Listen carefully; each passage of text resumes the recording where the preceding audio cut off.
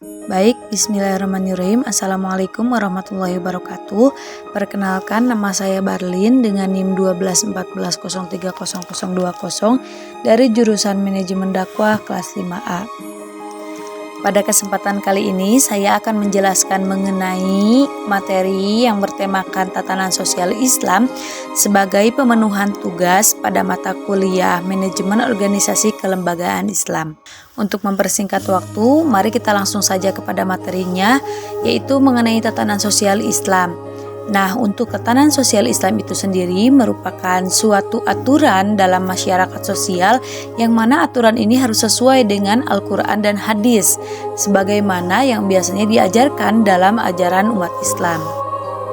Kemudian di kolom ini menjelaskan mengenai tujuan dari adanya tatanan sosial Islam itu sendiri, yakni untuk menciptakan konsep negara yang sejahtera.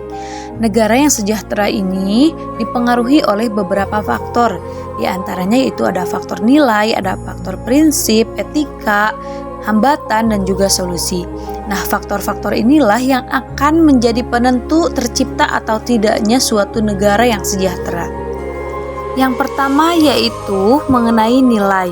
Nah, nilai-nilai ini merupakan suatu faktor yang sangat mendukung bagi terciptanya suatu negara yang sejahtera. Di antara nilai-nilai tersebut yaitu yang pertama ada nilai spiritual atau ketuhanan, kemudian ada nilai politik, yang ketiga ada nilai ekonomi, dan yang keempat ada nilai ilmu atau pengetahuan. Nilai spiritual sebagaimana yang dikutip dari buku Islam dan Sekularisme yang ditulis oleh Syed Muhammad Naqvib, dijelaskan bahwa nilai spiritual ini terbagi menjadi dua, diantaranya yaitu konsep agama dan juga konsep Islam. Sekilas kedua istilah ini terlihat sama, padahal sebenarnya antara agama dan Islam itu memiliki perbedaan. Sebagaimana yang dijelaskan oleh Syed Muhammad Naqvib, bahwa pengertian dan konsep agama, terutama agama Islam itu berbeda dengan pengertian agama dan konsep agama pada agama-agama lain. Islam merupakan din dalam bahasa Arab yang sering diartikan sebagai agama atau religion. Kata din ini berasal dari akar kata bahasa Arab din yang memiliki pengertian yang luas dan menyeluruh. Berdasarkan kata din dalam Kamus Lisanul Arab oleh Ibnu Manzur, kata din memiliki 4 pengertian, yaitu yang pertama ada keadaan berhutang, yang kedua keadaan patuh dan menyerahkan diri, yang ketiga kekuasaan untuk memberi hukuman dan penilaian, dan yang keempat kecenderungan manusia yang bersifat alami dan tendensi. Kemudian nilai spiritual yang kedua yaitu mengenai konsep Islam. Nah, Syed Muhammad Naqvib menyatakan bahwa maksud Islam adalah hasil gabungan dari kata ad-din dan aslama. Seperti yang disebutkan pada pembahasan sebelum ini, bahwa kalimat ad-din berarti gaya atau tata cara hidup yang luhur dalam kehidupan manusia. Ad-din secara hakikatnya juga merujuk kepada agama Islam karena satu-satunya agama yang diterima di sisi Allah adalah agama Islam.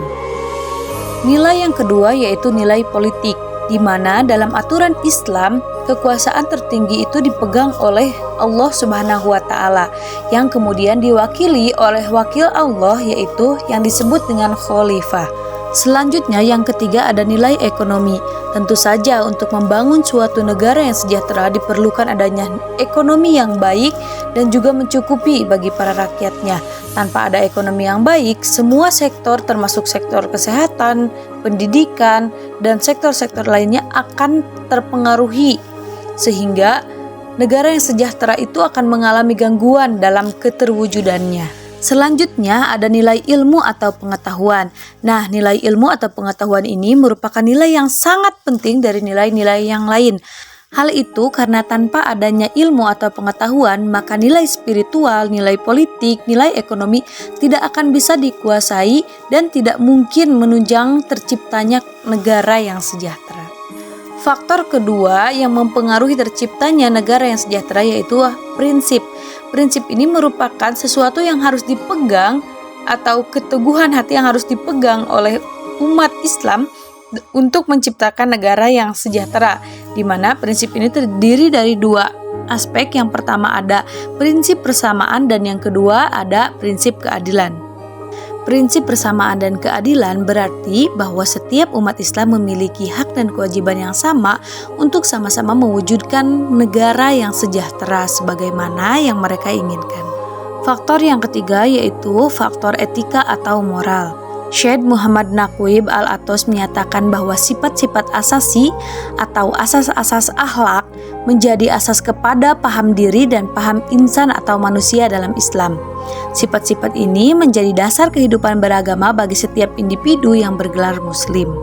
Kita dapat mengatakan bahwa semakin mulia etika atau moral suatu warga negara, maka akan semakin mungkin pula terciptanya negara yang sejahtera bagi mereka. Yang selanjutnya yaitu ada hambatan atau faktor penghambat terciptanya negara yang sejahtera. Nah, faktor penghambat ini ada dua, yaitu ada faktor eksternal dan faktor internal. Faktor eksternal merupakan faktor yang berasal dari luar agama Islam atau luar umat Islam yang berupa konfrontasi akibat perang. Nah, kita semua pasti pernah mendengar dengan istilah perang salib. Perang inilah yang menyebabkan hambatan bagi umat muslim semakin besar. Konfrontasi antara barat dengan Islam sejak perang salib pada abad pertengahan ini memunculkan perebutan dominasi dari segi kebudayaan, ekonomi, dan kekuatan militer. Sebenarnya Islam memiliki peran penting dan berpengaruh besar dalam sejarah dunia. Namun pada abad ke-16 dunia Islam mengalami kemunduran, khususnya dalam aspek ekonomi. Dengan berlakunya penjajahan pada abad ke-17, maka berlakulah titik hitam dalam sejarah tamadun Islam.